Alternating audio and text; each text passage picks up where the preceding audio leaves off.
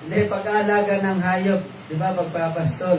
Kaya tent ng yung pananim, tent ng yung mga alagang hayop, yun yung tinatights. Eh ngayon hindi na masyado nang malawak yung industry ngayon. Noon wala pa mang nagtatrabaho sa mga hotel, wala pang mga manager, wala pang mga supervisor. Walang, siguro kung meron man anluwage or kung meron mang karpintero, ay ngayon ang mga karpintero, nagiging profession na nila, doon na sila kumikita. So, anong binibigay mo? Anong isinasahod sa mga nagtatrabaho sa opisina? Hindi na lang sila sasahuran ng kalabasa, kamatis, sitaw, talong. Hindi. Ang sinasahod sa kanila, pera. So, yon yung kanyang income. Kung paano yung pagtatanim, yung harvest, ayun ang income mo. Yung sahod mo, yun din yung income mo. So, doon nang gagaling ang ito po. Ayun tayo. So, yun yung mga sinabi niya sa kanyang video. Although, bagaman maganda yung kanyang presentation, it means hindi pa rin niya naunawan talaga yung scripture, yung Bible. Okay? So, para saan nga ba ang tithing? Ang tithes. Ito ang totoo.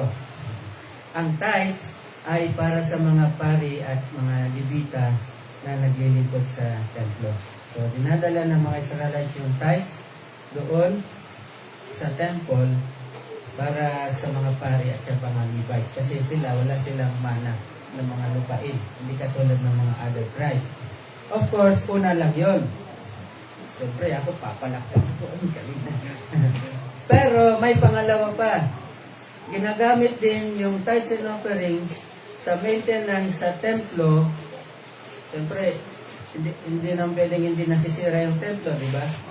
At nangangailangan doon ng mga palaging nakasindi yung ilaw, mga sacrifice, mga panggatong, mga ganyan. At hindi lang sa maintenance ng templo, yung doon din kinukuha yung mga pondo para sa mga yearly na Jewish feast. May mga yearly na Jewish feast sila, katulad ng Passover, katulad ng Yom Kippur or Day of Atonement. Yung mga yan, ginagastusan yan ng templo. Yun yung pangalawa. At pangatlo, kaya sila nagbibigay ay para pangtulong sa mga balo, sa mga ulila, at sa mga kababayan nila na naghihirap. Okay. So, yung tithes na dinadala sa templo ay para sa pagtulong sa mga mahihirap. Sa ating panahon ngayon, hindi na nangyayari ito. Pangatlo. May mga churches na yun lang una ang nangyayari. Napupunta lahat kay priest at saka kay Levites. Yung offering tithes and offering sa church. Okay? Pero ito yung tatlo na reasons. So, in other words, sa kabuuan, ang mga Hudyo ay kailangan magbigay o ang mga Hudyo hindi man sila tinuruan ng Panginoon, pero meron na sila, nasa puso na nila yung magbigay at tumulong. Bahagi nga ng kanilang pagkatao. So, Deuteronomy chapter 15, at wala dito, hindi nakaga ng PowerPoint ko. So, Deuteronomy chapter 15, verse 7 hanggang verse 8, sabi dito, kung mayroon sa inyong isang dukha na isa sa iyong mga kapatid, so in other words, kababayan nila, kalahi, kapwa nila Israelita, na nasa loob ng iyong mga bayan, sa lupaing ibinibigay sa iyo ng Panginoon mong Diyos, ay huwag mong pagmamatigasin ang iyong puso, ni maging maramot sa iyong dukhang kapatid, kundi iyong ang bubuksan ng iyong kamay sa kanya at papautangin mo siya ng sapat para sa kanyang pangangailangan, maging anuman iyon. So anuman yung kailangan niya, papahiramin mo siya. At kung hindi niya naman mabayaran na until sa day of ano kasi ito, yung Day of Jubilee, no? The Year of Jubilee. Pag yun hindi nabaran, marireset na yan. Hindi mo nasisingil yan. Okay. Release na yan. Ang purpose kasi yan is para walang maghirap na Israelita. Pero maliban diyan, meron pa rin inutos ang Panginoon sa patungkol sa pagbibigay ng mga Hudyo sa mga hirap. Sa verse 12 ng Deuteronomy chapter 26, sabi niya, pagkatapos mong maibigay ang buong ikasampung bahagi, take note buo. Hindi siya 50% ng yung 10%. Pagkatapos mong maibigay ang buong ikasampung bahagi ng iyong bunga sa ikatlong taon na siyang taon ng pagbibigay ng ikasampung bahagi na binibigay ito sa Levita, sa mga dayuhan, sa ulila. So yung ikasampung bahagi daw yon, yung tithes mo yon, ay napupunta yan sa mga Levita, sa mga dayuhan, sa mga ulila, sa mga babaeng balo, upang sila'y makakain sa loob ng iyong mga bayan at sila ay mabusog. Yun ang purpose ng mga to. So in other words, from that time sa Old Testament hanggang sa New Testament ay kumbaga naging bahagi sa mga Hudyo ang pagbibigay kasi ito yung kanilang mga nasa isipan. Okay.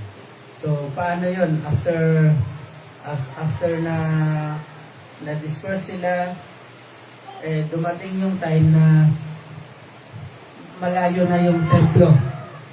So yung mga nasa Galilee, nasa Samaria, pupunta pa ba sa Jerusalem para ibigay yung kanilang tithes? Ang mga Hudyo ay gumawa sila ng satellite ng temple. Ang tawag dyan ay yung mga synagogues. So doon sa synagogues, may mga box dyan at doon nila inilalagay yung mga tithes and offerings o bibigay. Mapansin nyo, hindi nila binibigay sa mga mahirap. May nabasa ba tayo na pan? Yung mga Hudyo, binigay nila mismo sa mga hirap. Hindi, dinadala sa templo. At doon sa templo, yung mga priests and Levites, sila na yung nagbibigay sa mga mahihirap. Dito sa Pilipinas, may batas tayo sa DSWD na hindi dapat nagbibigay ng limos sa mga yung mga namimalimos sa daan. Dalawa yan. Ikaw na nagbigay, ikukulong ka. Pangalawa, yung namamalimos, ikukulong din.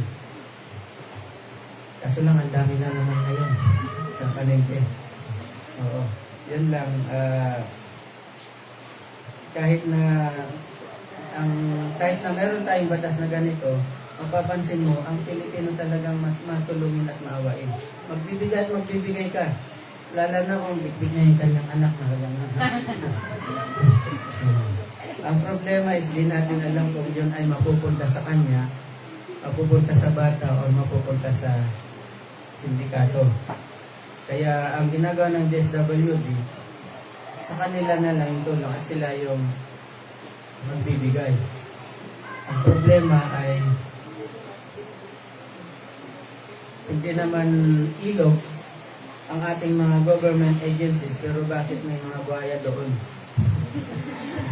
Di naman yan ilog, di naman yan dagat o lawa, pero bakit may buhaya? Kaya kung minsan, hindi mo masisisi din ang mga Pilipino na hindi na nila dalhin doon, dinedirekta na lang sa mga community. Okay? Magaganda po yung mga bagay na yan. Pero, ito pa pala na, ito ba ay pagbibigay na tama or mali? Yung magbibigay ka, pupunta ka sa mga communities, yun ba ay tama or mali? Depende. Okay? Depende. So, sabi dito, ang sabi ng Panginoon, mag-ingat kayo. Warning. Ito ay warning. Kumbaga, mag-ingat. Pag sinabi mo mag-ingat kayo, anong gagawin nyo? Siyempre, mag-ingat. Di ba? Yung mga nagmumotor dyan, ha? Nakita niya magmumotor, makita kayo ng sign. Pag kulay red na yan, at saka meron na nakalagay, parang ganon. So, warning, sabi niya, slippery when wet. Oo. Kaya ang ginagano, lalagyan tsinelas yung gulong. Kasi slippery na. Hindi. Ibig sabihin, warning, kasi delikado, madulas. Kaya ibig sabihin, kung nakita mo yon, kailangan mo na magdadahan-dahan. Hindi yung nakita mo, bibilisan ko nga para mag-slide ako. Hindi yun. Warning yon. So, pag warning yan, babala, ibig sabihin, mag-take heed ka. Okay? Bibigyan mo ng special na attention. So, hindi lang yon, mag-ingat kayo, sabi niya, huwag ninyong gawin ang inyong kabanalan sa harap ng mga tao upang makita nila. Sapagkat kung gayon, wala kayong gantimpala mula sa inyong Ama na nasa langit. Parang, Lord, sandali. Parang may mali dito. Siyempre, mamimigay ako. Diba, mamimigay ka. Dala ko naman yung cellphone ko. May data naman. Anong gagawin ko? Siyempre, ilalive ko na. Siyempre, nandito po tayo ngayon. Mamimigay tayo ng... Hindi ka man pwedeng mamigay na walang picture-picture, walang... Yung iba nga, may banner pa eh. May dalang tarpaulin na ang lalaki. Bakit ginagawa yun? Alam ko na talagang bahagi na sa puso natin yung magbigay, pero bakit kailangan may mga dalata? Nauso na ngayon yun eh. Diba? Madaanan mo, actually sa mga food chain, meron din eh. Meron yung kumari tuloy, no? Kumari may nakita mga magtatay, tapos yung tatay nagtitingin ng mga natirang pagkain. So, papasok siya, kukunin niya yun ng isang tao, sabi niya, huwag yan. Tapos, aalis, pagbalik niya, may bagong bili. Ayun. Pero naka-video yun, ha? I-video tayo. So, pasikatin natin to, sabi niya, itong taong to. Hindi, kasi sumisikat yung nag-video eh. Yung taong gumawa nun. Ganon ka-uso, ganon yung maging epekto ng social media. Di ba? Sa atin din ba ganon? Sa mga organizations natin, kailan pa ba na pag nagbigay ka ay may... Of course, bahagi na rin sa kultura natin na pag pumunta ka sa isang lugar at nagkaroon ng activities, normal na yung nagpipicture-picture eh. Pero anong point nung pagpipicture-picture mo? For documentation ba? Yung selfie-selfie? For documentations? Or gusto mong ipakita sa buong mundo na, hey, ginawa namin to. Diba? Now, ang dami namang comment. Sometimes yung mga comment talagang ang gaganda. Praise the Lord, brother. Lods. Pagpalayan ka na yan, marami pa sana matulungan. Diba yung mga comments? Talagang ang dami mga comments. Abot ng hundreds na comments. Siyempre, kung ako rin, talagang ilalagay ko sa tatlo ng pangalan na ko, Diamond Ministry. Gift giving. Feeding.